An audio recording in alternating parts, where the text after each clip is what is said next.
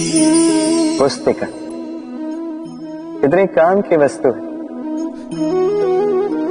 कहानी हो, कविता हो, संस्मरण हो, इसमें जो भी लिख दोगे तो भविष्य के लिए धरोहर बन जाती है।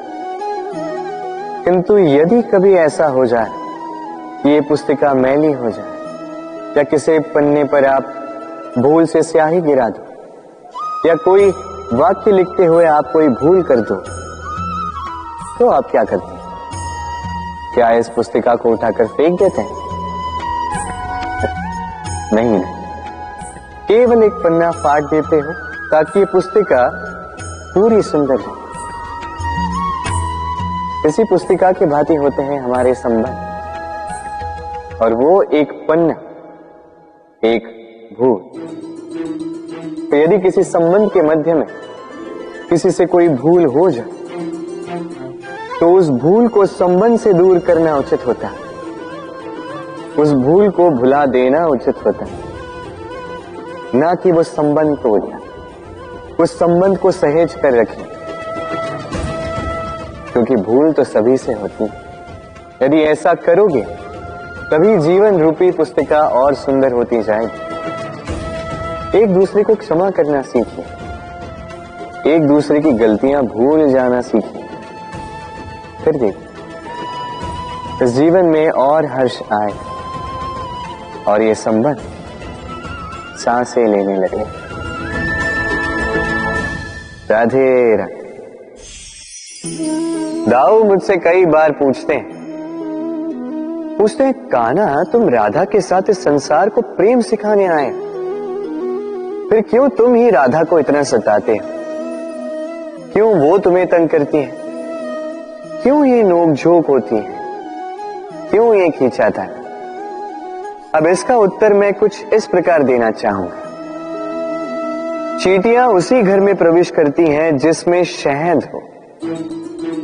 यदि आपके घर में शहद है, कोई मीठा पदार्थ है, मिठास है, तो चींटियां वहां अवश्य आए।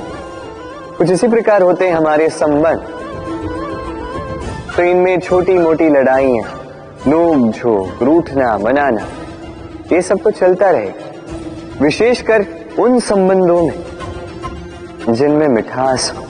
स्मरण रखिएगा, जिन संबंधों में कोई नोक झोंक नहीं, कोई रूठना मनाना नहीं, कोई छोटी मोटी लड़ाइयां नहीं, वो संबंध केवल और केवल मस्तिष्क से निभाए जा रहे हैं,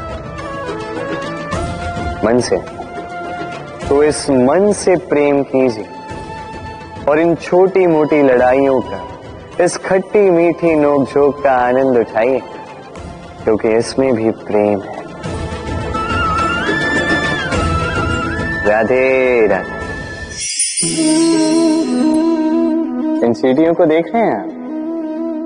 सभी एक जैसी, एक दूसरे में अंतर बता पाना असंभव, मानो जैसे इनका अपना अपना भिन्न अस्तित्व है ही नहीं। किंतु यदि आप ध्यान से देखेंगे तो हर चींटी की अपनी भिन्न कार्यशैली, अपना भिन्न अस्तित्व। कोई घर बनाने के लिए मिट्टी लाने में सक्षम, कोई ढेर बनाने में सक्षम, कोई भोजन ढूंढने में सक्षम, तो कोई भोजन लाने में सक्षम। अब इसी प्रकार होते हैं हम मनुष्य। प्रतीत हो सकता है कि सभी एक से, किंतु प्रत्येक व्यक्ति का व्यक्तित्व, प्रत्येक व्यक्ति का अस्तित्व भिन्न है। और सत्य कहा जाए तो हर एक व्यक्ति का भिन्न होना ही हमें प्रगति की ओर ले जाता है। सोचिए, यदि आपको किसी के साथ हाथ मिलाकर चलना, तो आपको आपके सीधे हाथ से उसका उल्टा हाथ पकड़कर आगे चलना होता है। यही नियम है जो इस सृष्टि ने बनाए। भिन्नता, इस भिन्नता को वरदान मानकर चलिए,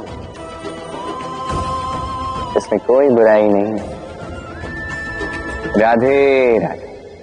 चंद्रमा कितना श्वेत, शुभ्र, कितना सुंदर, किंतु यदि आप गौर से देखेंगे तो इस चंद्रमा पर भी धब्बे हैं। और क्या इन धब्बों के होने के कारण इस चंद्रमा का महत्व कभी कम होता है?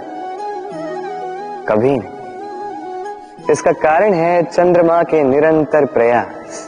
तनिक इस आकाश में देखिए, यह अंधकार सदैव प्रयास करता है चंद्रमा पर हावी होने का।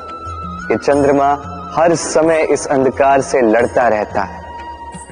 अमावस्या से आरंभ हुई चंद्रमा की यात्रा पूर्णिमा तक पहुंच ही जाती है और इसीलिए इस चंद्रमा की पूजा होती है, इसीलिए इस चंद्रमा को महत्व दिया जाता है। इसी प्रकार यदि आप में कोई दोष हो, कोई बुराई हो, तो कोई बड़ी बात नहीं है। प्रयास कीजिए कि उसे सुधार सके, किंतु इसके कारण स्वयं को नकारा मान लेना ये अनुचित है।